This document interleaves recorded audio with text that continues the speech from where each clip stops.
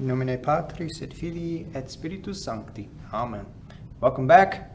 I hope you all are ready for 5 more useful ecclesiastical Latin phrases.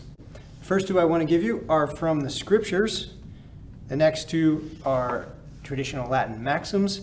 And the last one is maybe our final conversational piece.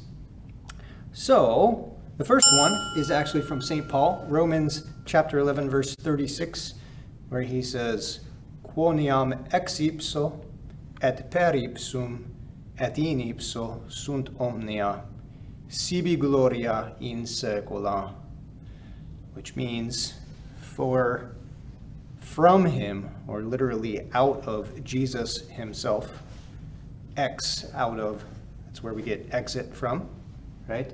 To go out from. So out of, like we say in the creed, ex Maria Virgine, that Jesus came literally out of Mary.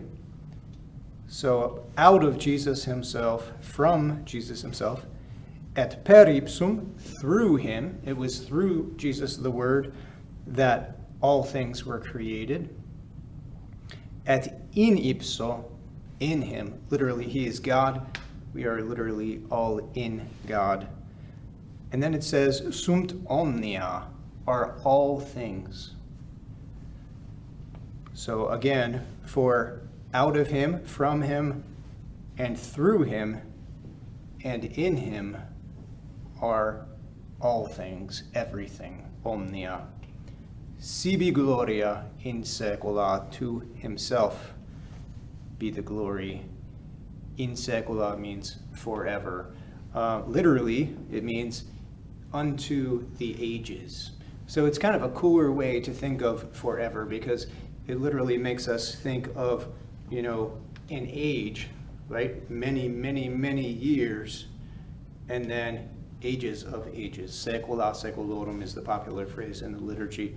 Saecula saeculorum, unto the ages of ages. So you have 1,000 years, and then you have 1,000 years, and we're still just beginning. So it kind of brings to mind the actual time rolling on, instead of just like a more vague concept of forever.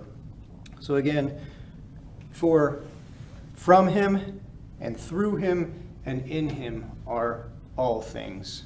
To himself be the glory forever. What else does this mean? It means Jesus is everything. The good things that I want to attach myself to in this life that kind of tempt me away from him as being my all, my greatest good, he's the source. He's the font of all good things. If I lose Jesus for the sake of one of these things, I lose everything. All good things are in him, are found in him. He's the source of all good things. Everything that'll last, everything that's real, come from him. They're in him. If I gain God in heaven, I gain everything. I won't lose anything. And if I lose him because of attachment to these things over him, I lose everything. The next one I want to give you is from the Old Testament, Psalm 112, verse 2. Sit nomen Domini benedictum, ex hoc nunc et usque in saeculum. I'll say it a little bit more slowly.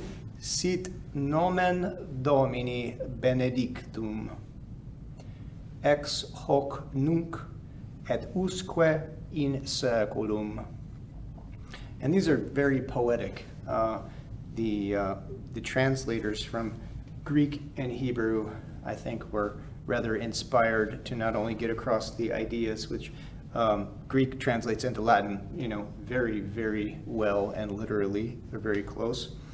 But not only get across the ideas, but in a poetic Latin way as well, to bring about and retain the beauty, which is awesome. And some of the great things, I've never mentioned this on video yet, but why do we use Latin so much for the Old Testament? Well, one of the reasons is because some of the most ancient texts that we have of the Old Testament are actually the Latin, because to make a long story short, the the Masoretic text that we have now, basically about 1,000 years ago, the Pharisees got together and compiled all of the Old Testament scrolls that they could get a hold of, texts that they could get a hold of, and thought that they had everything, and then remade, because there were so many different versions, remade their official version and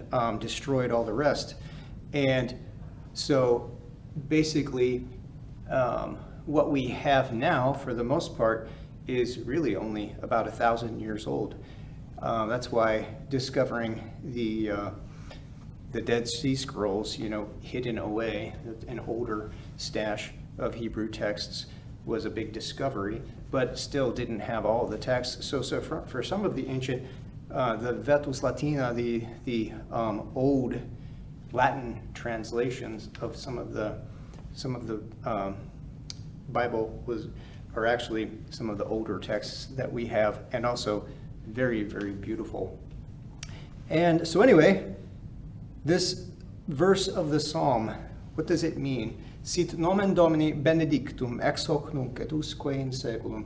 It means, may the name of the Lord be blessed.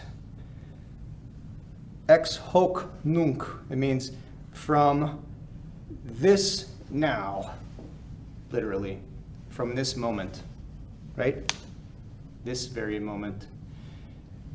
Et usque in saeculum, and unto, and on into the ages, all of the ages of ages, as I said in the last one. This calls to mind for me Job 121, where Job says, naked came I out of my mother's womb, and naked shall I return thither. The Lord gave, and the Lord has taken away. As it hath pleased the Lord, so it is done. Blessed be the name of the Lord. The same phrase. Sit nomen Domini benedictum. This is a great thing to keep in mind, this little phrase, sit nomen Domini benedictum ex hoc nunc et usque in saeculum, because it's kind of a way to say, not only give God the glory, but whatever happens to me, I trust in him. I know that he is goodness himself.